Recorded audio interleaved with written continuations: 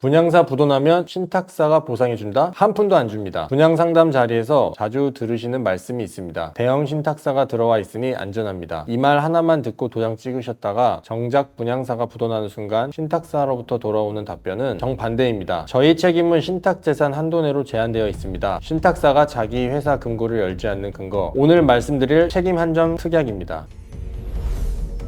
안녕하십니까, 환타스틱 유변 유한 변호사입니다. 먼저 신탁사라는 회사의 구조부터 한 줄로 정리하겠습니다. 신탁사는 두 개의 지갑을 가지고 사업을 합니다. 하나는 자기 회사 돈인 고유재산이고, 다른 하나는 시행사가 맡긴 사업장 자산인 신탁재산입니다. 신탁법은 이 두 가지 지갑을 법적으로 완전히 분리합니다. 시행사가 다른 사업에서 부도를 맞아도 시행사 채권자들이 손을 댈 수 없고, 동시에 신탁재산에서 발생한 채무에 대해서도 신탁사 고유재산은 별개로 취급됩니다. 그리고 분양계약서에 들어가 있는 책임 한정 특약은 이 분리 원칙을 한 번 더 못 박아 두는 장치입니다. 책임 한정 특약의 표현은 계약서마다 다릅니다만 본질은 똑같습니다. 신탁회사는 신탁재산의 한도 내에서만 책임을 진다. 고유재산으로 책임지지 아니한다. 우선 수익자에게 지급한 후 자녀 신탁재산 범위에서만 책임진다. 이 세 가지 문구 중 어느 하나로 들어가 있다면 그 계약서는 절대 건드리지 않겠다는 선언을 담고 있는 셈이죠. 이 조항이 발동하는 순간을 그대로 따라가 보겠습니다. 미분양이 쏟아지고 PF이자도 막지 못해 분양사가 자금난에 빠지면 수분양자들은 분양계약 해제를 하고 분양대금 반환을 요구하기 시작합니다. 이때 신탁계좌의 잔액을 떼보면 이미 PF이자, 공사비, 신탁보수가 상당 부분 빠져나간 상태인 경우가 많습니다. 여기서 1순위 우선 수익자인 PF 대주단이 자기 채권을 가져가고, 시공사가 책임준공 관련 채권을 가져가고, 신탁보수와 세금이 빠져나가고 나면 수분양자가 돌려받기 위해 청구할 자녀 신탁재산은 거의 남지 않는 경우가 흔합니다. 이 시점에서 수분양자가 신탁사의 책임을 물으면 신탁사는 책임 한정 특약을 근거로 남은 신탁재산 한도 내에서만 지급하고 그 이상은 책임지지 않는다고 답합니다. 그리고 이 답변은 현재 법원에서 원칙적으로 인정됩니다. 신탁사가 사업자의 이름을 올렸다는 사실 자체는 분양대금 반환을 보증해주지 않습니다. 신탁사가 보장하는 것은 자금이 약정대로 흘러간다는 절차적 통제이지 사업 결과에 대한 재무적 보증이 아닙니다. 다행히 책임 한정 특약이 모든 경우에 신탁사를 면책시키지는 않습니다. 다음 네 가지 경우는 별개로 다투어집니다. 첫째, 신탁사가 자금 집행 순서를 위반해 후순위 채권자에게 먼저 돈을 떼준 경우. 둘째, 신탁사가 시행사의 사기적 분양에 적극 가담한 경우입니다. 셋째는 신탁사가 신탁법 및 자본시장법상 성관주의 의무, 충시 의무를 위반한 경우이고, 넷째는 신탁사가 단순한 자금 관리자 지위를 넘어서 사실상 사업의 주체처럼 행동한 경우입니다. 분양 안내서에 신탁사를 사업 시행자처럼 표시했거나, 분양 대행 업무에 깊이 개입했거나, 광고에 신탁사 명칭을 사업 주체와 구분 없이 내세운 경우가 여기에 해당하죠. 이 네 경우는 신탁사가 고유재산으로 손해를 배상해야 할 가능성이 열립니다. 다만 이를 입증할 자료를 외부에서 확보해야 하기 때문에 입증 난이도가 결코 낮지 않습니다. 여기서 자주 나오는 질문이 있습니다. 그러면 책임 한정 특약 자체를 약관규제법으로 깰 수 있나요? 인데요. 대법원의 원칙적 입장은 특약 자체는 유효라는 쪽입니다. 관리형 토지 신탁이 신탁사가 사업 위험 전체를 자기 회사 자산으로 떠안는 구조가 아니라는 전제가 깔려있기 때문입니다. 다만 다른 길이 있습니다.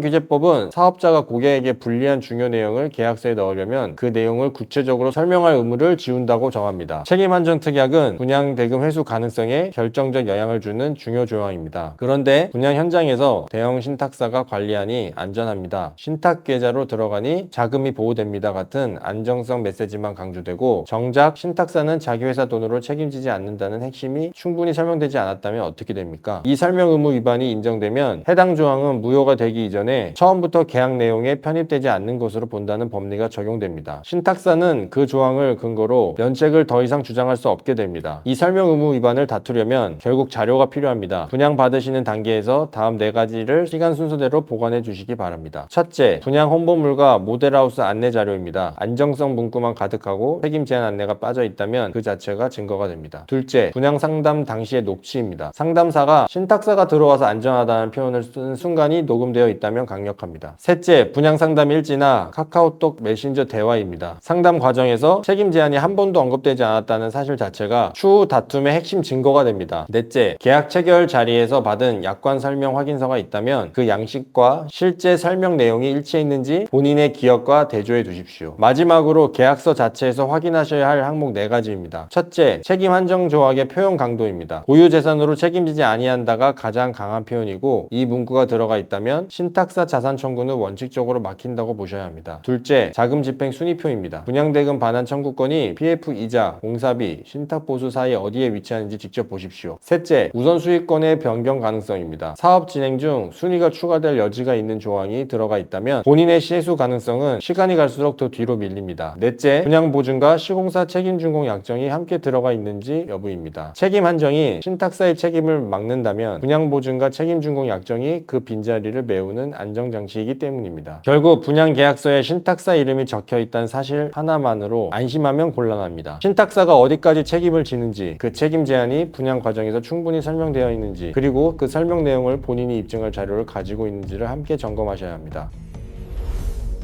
여기까지 영상을 보셨다는 것은 이 사건과 직접적인 연관이 있다는 것이겠죠. 내용이 이해가 안 되는 부분이 많을 거라고 생각합니다. 그런데 걱정하지 마시고요. 저한테 연락 주시면 제가 이해 도와드리겠습니다. 좋아요 한번 부탁드리면서 이만 인사드리겠습니다. 감사합니다.